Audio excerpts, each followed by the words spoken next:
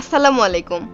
খুব পরিচিত এবং সাধারণ কিছু খাবারের মধ্যে কাঁচা ডিম ভেঙে দিয়ে এমন কিছু ইউনিক খাবার তৈরি করেছি এবং এত মজা পেয়েছি যে এখন সিম্পল কিছু রান্না করতে গেলেই মনে হয় একটা কাঁচা ডিম ভেঙে দিয়ে দেখি কেমন হয়। দ্যাটস হাউ কাম আওয়ার কাঁচা ডিমের পটল ভাজি।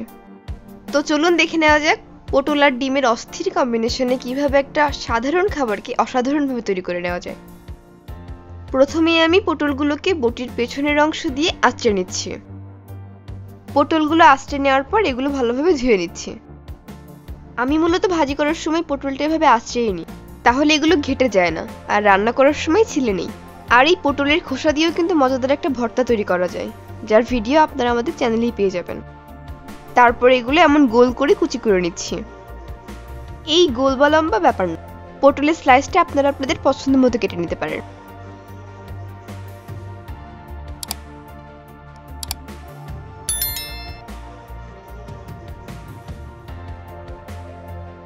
কোটা শেষে এগুলো আমি একটা ফ্রাই প্যানে নিয়ে নিচ্ছি। এখনো কিন্তু আমার চুলাটা অফ। কোন সময় আপনি চুলাটা অন করবেন আমি বলে দিব। এদিকে আমি দুটি ডিম সুন্দর করে ফেটে নিচ্ছি। ফেটানো বলতে জাস্ট সাদা অংশ আর কুসুমটা সুন্দর করে মিশিয়ে নিচ্ছি এবং এগুলো পটলের মধ্যে দিয়ে দিচ্ছি।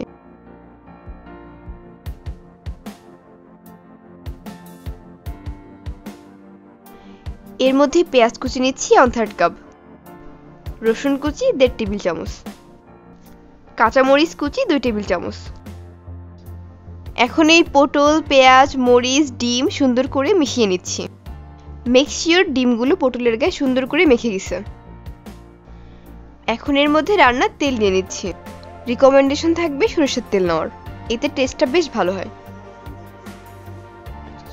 হলুদ নিচ্ছি 1 চা চামচ এবং লবণ 1.5 চা চামচ। রান্নাটা যদি আমি করতাম তাহলে কিন্তু আমি এখানে 1 চা চামচে নিতাম, কারণ আমি আসলে লবণ খুবই কম খাই আর লবণ খুবই বেশি খাই। আমি উপকরণগুলোকে আবারও একবার ভালোভাবে মিশিয়ে নিচ্ছি। আমার মেশানো হয়ে গেলে ঠিক এ পর্যায়ে এসে আমি চুলাটা অন করব। চুলার তাপটা মিডিয়াম লোতে রেখে এটাকে এখন কিছুক্ষণ ভাজতে হবে। এগুলো আলতো আছে 2 মিনিট ভাজার পর ডিমগুলো যখন ভাজি হয়ে এমন ডিমের ঝুরি তৈরি হবে, ঠিক তখনই আমরা পানি নিয়ে নিচ্ছি 1 কাপ পরিমাণ। দর্শক, আপনারা হয়তো খেয়াল করেছেন আমরা ইন্ট্রোতে 2টা ভিডিও দেখিয়েছিলাম কাঁচা ডিমের।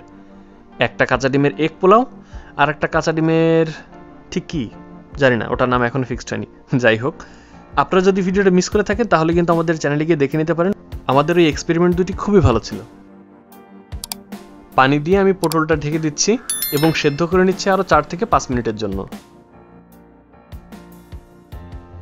4-5 মিনিট পর এমন কয়েকটি আস্ত মরিচ নিয়ে নিচ্ছি। এটা হচ্ছে পার্সোনাল চয়েস, আপনারা চাইলে নিতে পারেন বা স্কিপ করতে পারেন। আস্ত কাঁচামরিচ দিলে ভাজিটা দেখতে বেশ আকর্ষণীয় হয়। মরিচ এবং লবণের পরিমাণটা আপনারা আপনাদের স্বাদ মতো নিয়ে নেবেন। আমাদের ব্যবহৃত সকল উপাদানের পরিমাণই ডেসক্রিপশন বক্সে দেওয়া আছে, আপনি ভুলে গেলে অসুবিধা নেই, একবার দেখে নিতে পারেন। দর্শক, আমাদের ভিডিওটি যদি আপনার ভালো লেগে থাকে তাহলে আমাদের এই ভিডিওতে একটা লাইক দিয়ে দিবেন এবং আমাদের চ্যানেলে অবশ্যই সাবস্ক্রাইব করবেন। আর যদি এই ভিডিও ভালো না লাগে তাহলে একটা ডিসলাইক দিবেন এবং অন্য ভিডিও দেখা শুরু করবেন, কারণ অন্য ভিডিওগুলো ভালো লাগবে আমি শিওর। এই পর্যায়ে পটলগুলো পানি শুকিয়ে আসার আগ পর্যন্ত ভেজে নিতে হবে, আর ভাজি শুকনো হয়ে আসলে উঠিয়ে নিতে হবে।